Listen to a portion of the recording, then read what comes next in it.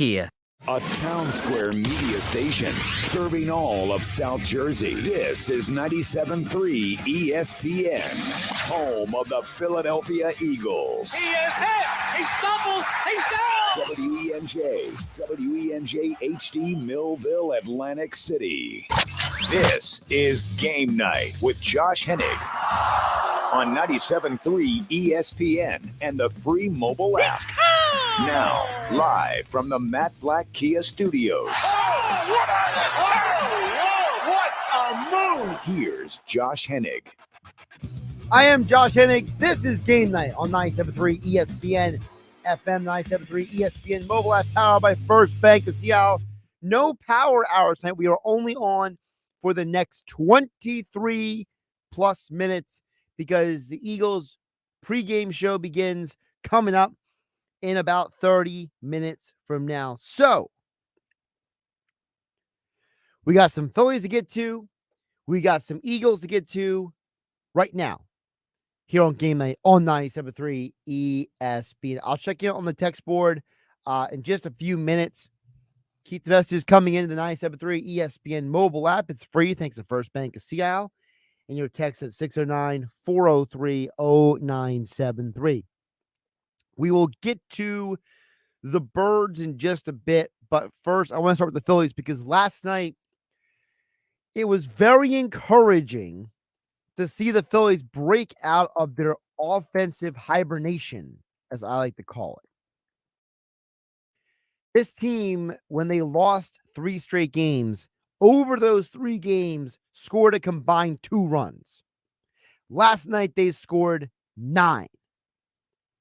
And I know for some people, the focus was on Nola and another game where he struggled to get through 5 innings pitching.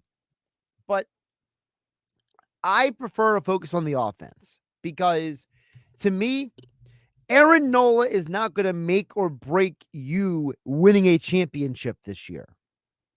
If he does, something else went wrong. And that something else is the offense.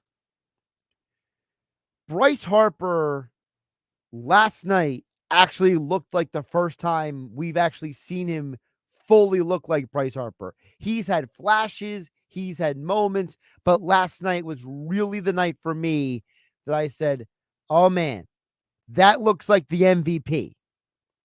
Last night was the first time this season that I really sat back and I saw him swing the bat and I realized, oh man, can you imagine if this guy gets on a hot streak? See, we have not talked enough about Bryce Harper because the idea was that, well, Harper's coming off an injury. How much can we really expect this guy to go off? And last night, boy, did he go off. And for as well as Castellanos and Turner have hit in the month of August, we all know that if Bryce Harper is right and good and focused and zoned in, the Phillies are among the best teams in baseball because he is that phenomenal. And those home runs he hit last night, they were not cheapies. They were legit home runs. And even though his 2 RBI were only a part of the 9-run night, I felt like him having those 2 home runs really gave life to this offense. And on a night where Bohm, he did not have a very good night, even though he got an RBI on the night. And on a night where Schwarber struggled, and on a night where Stott didn't really give you that much, and on a night where arguably it was Turner's worst offensive night he has had in about 2 weeks, Bryce Harper shined bright, and it was great to see. And I think that if Harper can take something from last night's game and carry that into the next 2 months, I feel confident that the Phillies are going back to the World Series. I think it is that important. I get the Aaron Nola concerns, and I'll approach them in a second. You are talking about a guy in Bryce Harper who is one of the best baseball players on the planet. And you go back and look at what he had done in the past, winning league MVPs, being a superstar, not an all-star, a superstar player for this team. It is more than clear to me that Bryce Harper, when he is right, he can carry this organization. He can propel them. He can elevate them to another level. And I don't think it's a coincidence that for a guy like Harper, who he likes to be in the field, he likes to be in the action. He doesn't like being a DH, right? That's not his it's not his preference, right? He does not like being a guy who's not involved in the action of the game. You go back to July 21st to now. That was the first time he played first base this year. Am I supposed to think it's a coincidence that since he started playing first base, he has 5 home runs, 14 RBI, with a 356 on base percentage, a 500 slug percentage in those 24 games since he started playing first base part-time? I don't think it's a coincidence. I think Harper is a better player when he doesn't just DH. Because guess what? The last 2 games he DH'd, he was 0 for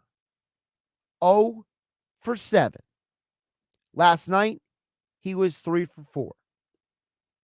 In fact, you look back at the games when he has played first base. Am I supposed to believe it's the coincidence those games he has hit well also? First game at first base, has an RBI. Next game at first base, he has 2 RBI and goes 2 for 4 as well in the game. Then he had a stretch of games where he played first base 4 straight days. During those 4 straight days, he also had a home run and 2 RBI. Look at what he's done recently. Last night, 2 home runs. Last time he played first base before that, he had a walk. Actually, 2 walks, I'm sorry. And that was the game he got the ball off his arm and he had to come out of the game. Before that, oh, look, another RBI. Last time I played first base before that, oh, wait. He had 2 for 4. So you're seeing a pattern here. I think that Harper, he just seems to be in a different mindset. Now, look, I'm not discounting what he's done as a DH because out on the year, he's batting .291. So he's still a very good hitter. But last night was the first time that I started to wonder out loud, is Bryce Harper really back now? I'm not going to ignore the Nola factor. The Nola's last 4 starts are very concerning. All right. Last night he goes 5 innings. Game before that 5. Game before that 5 and a third. The game before that 4 and 2/3. His last 4 starts, he has a 6.75 ERA. His last 4 starts, he's given up 4 home runs. And even though he has 27 strikeouts in those 20 innings, he's giving up a lot of runs, and he's walked 9 hitters. Obviously, Nola's in a bad spot, and he's struggling to pitch good games. Now, look, the last start he had, he only gave up 1 earned run, and the Phillies still won the game. But the other 3 starts, he has allowed 5 runs, and 4 runs, respectively, from July 29th to last night. The Aaron Nola issue is a concern. I am not dismissing that at all. But what I am saying is, if you're depending on Aaron Nola to win a championship, I think you're putting your hopes and dreams and dependency on the wrong person. As I've told people in the past, I wouldn't be surprised if you go into the postseason, your number one starter is Zach Wheeler, your number two starter could potentially, I say potentially, be Ranger Suarez. Because I'm looking at the Phillies right now, and I'm wondering, can Aaron Nola be dependent on as a guy that you send out against the number two on the other team? Now, I'm not sure if Michael Lorenzen is either. I know he's had two phenomenal starts for the Phillies, but the guy's now getting 8 days off. He's showing you that how talented he is, Lorenzen. But I don't know if he can keep it up for the entire season. I know Ranger Suarez is an obvious option to go to the bullpen. I still think Ranger has something in the tank to be a very impactful starting pitcher for this team. I know that his last couple starts were I know he had those couple of rough starts in July, but his recent starts, he's been much better. 2 runs, 1 earned run, and he's going almost 6 innings in every one of those games. So, to me, if Nola can't figure it out, if he can't get this whole thing figured out, I'm not saying you gotta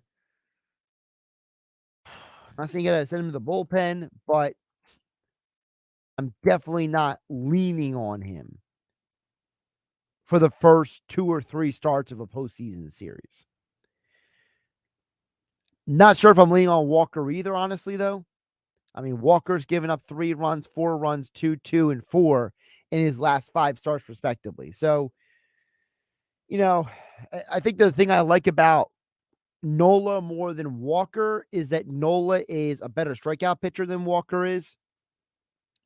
The aspect of Walker that I appreciate more than Nola is the fact that I think that Walker has shown you over the course of the season that he has been a more consistent pitcher than Nola has been. Nola's the innings eater. Walker is the guy who has been just a kind of like a steady, reliable guy at times this year. He leads the major leagues in wins. If you don't put Ranger in the bullpen and you don't put Nola or Walker in the bullpen, and you're putting Christopher Sanchez out there most likely, would you really put Lorenzen out there? I think that's the problem. Frankly, I wouldn't be surprised if the Phillies go into the postseason and basically decide to play matchup baseball. The idea of, who is the better guy against a specific team. And you know what? Against a team that does a lot of striking out, maybe you want Nola out there. Against a team that grounds into a lot of double plays, maybe you want Walker out there, right? If it's a team with a lot of lefties, you want Ranger Suarez to start that game. So maybe you can turn your starting rotation into a matchup situation. Josh Hennick here on Game Night, 97.3 ESPN FM, 97.3 ESPN mobile app powered by First Bank of Seattle. Of course, Game Night being brought to you by my friends over at Jenkins and Sons. One call does it all. No need to call the drain guy, the heater guy, or the plumbing guy. Just call 609-641-6440. Listen, just because summer is almost over doesn't mean you might not want to get your system checked and find out how you can save 25 to 35% on your electric bill. Air conditioning is not the only part of your air system that can drain your electric bill. Find out from Jenkins how a new system could help save you money, how you can get that system paid for thanks to rebates from AC Electric. 609-641-6440. Call Jenkins today or visit them online at jenkinsandsons.com. All right, flipping over to the Eagles. As always, you can join the guys can join the conversation at 609-403-0973 in your DMs into the 973 ESPN mobile app powered by First Bank of Sea Isle. Eagles tonight. Coverage begins top at the bottom of the hour, 6:30, right here on 973 ESPN. Mel Reese, Mike Quick on the call for Eagles preseason game 2 tonight. I think the biggest thought I have going into this game is a conversation Mike Gill and I were having a couple of hours ago on the Sports Bash here on 97.3 ESPN. And we had a disagreement about the Eagle situation at cornerback. And I'm starting to wonder what the Eagles are going to do in the secondary. And here's what I mean by that. When you come down to the final roster, the first 53-man, and I've discussed this with you guys before, to me, the safety and the cornerback positions are intertwined. Because as of right now, you could argue that there are multiple guys who can make this team. We already know that Bradbury and Slay are your starters. Avonte Maddox is your primary slot. But Zech McPherson was drafted a few years ago. What is his role on this team? I have no idea. Last year, you went with Josiah Scott when Maddox went down. Do you go with Scott again, or do you lean on McPherson to be the guy? I don't think both of those guys are going to make this team. And if you had to ask me right now, unless McPherson shows me something specific, I don't know the reasoning there would be to keep that guy, except for the fact that you drafted him. Because you're not getting rid of Keely Ringo. You just drafted him. And you're not getting rid of Josh Jobe at this point because I think he's proven himself too reliable of a player. So if your cornerback situation is Bradbury, Slay, Maddox, assuming Scott makes the team, Jobe, McPherson, well, hold on. I missed Keely Ringo. That's 7. So who's not making this team? I think that's my question right now. Josiah Scott is 24 years old. McPherson is 25. So even McPherson has less experience than Scott. Scott's the younger player.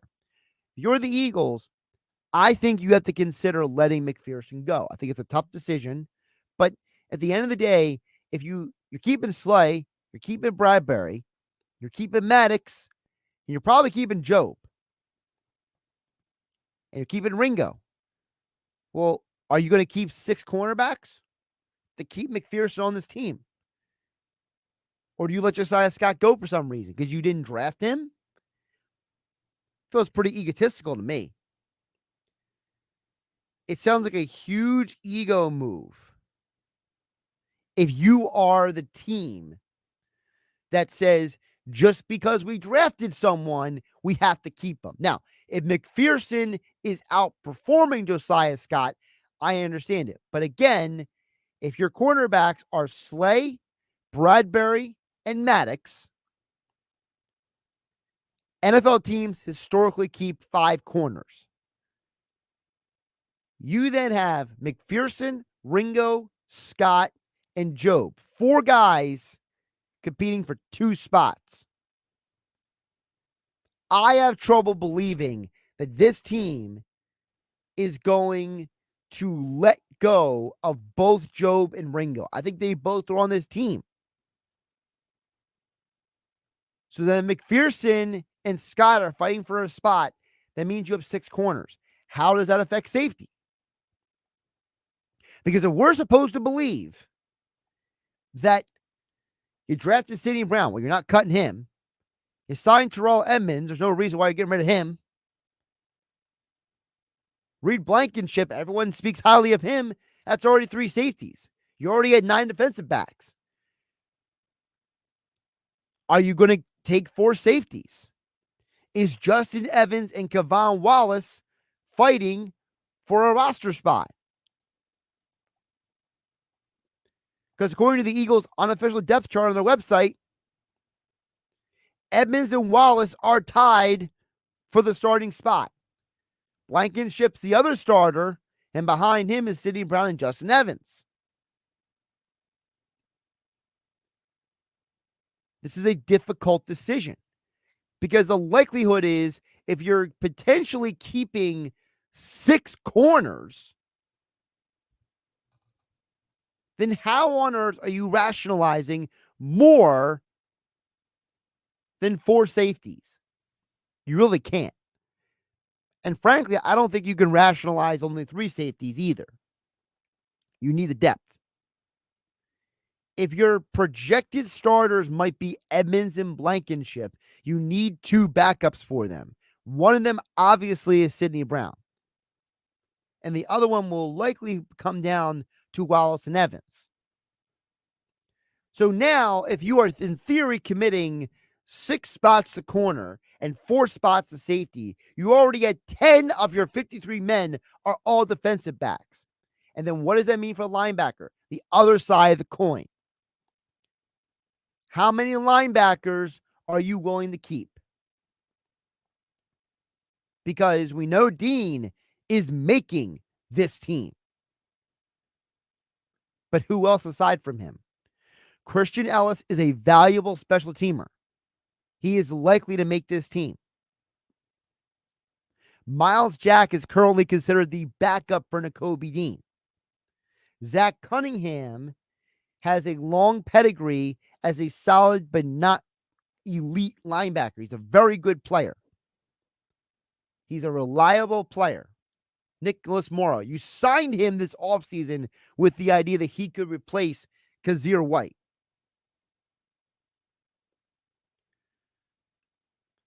So how do you break down the linebackers? If Dean is making it, Ellis makes it, let's just say. Now, Sean Bradley, he's done for the year after his injury. So that's one less linebacker to worry about. But I just named 2 guys. How many linebackers are you keeping? And I'm not including the Reddick and Smith and potentially Patrick Johnson combination on the outside.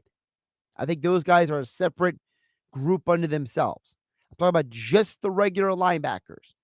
Dean, Ellis. I don't see a scenario where you keep more than 4 linebackers. So then Morrow, Jack, and Cunningham are all fighting for 2 spots. Now you're at 14. Like I said, Reddick and Smith are making this team. You're at 16. Josh Sweat, number 17. Jordan Davis, 18. Jalen Carter, 19. Fletcher Cox, 20. Brandon Graham, 21. Milton Williams, 22. I have already accounted for 22 of the 53 people on this roster. And this is why a game like tonight is very interesting. Who plays? Who doesn't play? Who doesn't play is going to tell you who they're protecting from injury. Who plays will tell you who is still fighting for a job on this team.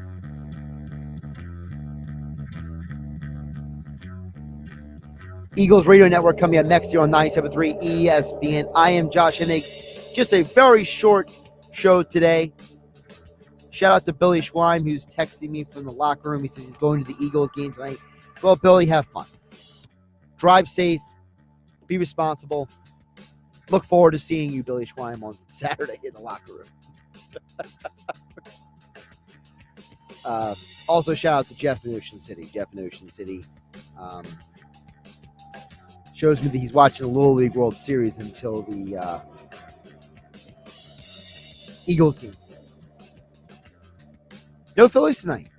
You guys can focus right on the Eagles. Let's do it right here on 97.3 ESPN. I'll be back for a full show tomorrow here on 97.3. I'm Josh Hennig. Have a great night. It's Notre Dame football on 97.3 ESPN. Hi, Notre Dame fans. Football season is back. This is Tony Simeone. Join me, Paul Burmeister, and Super Bowl champion Ryan Harris on Saturday, August 26th, as the Notre Dame Fighting Irish open their season against the Navy Midshipmen in Dublin, Ireland. And you can tune in right here on your home for Notre Dame football. It's Notre Dame football on 97.3 ESPN, South Jersey's football station.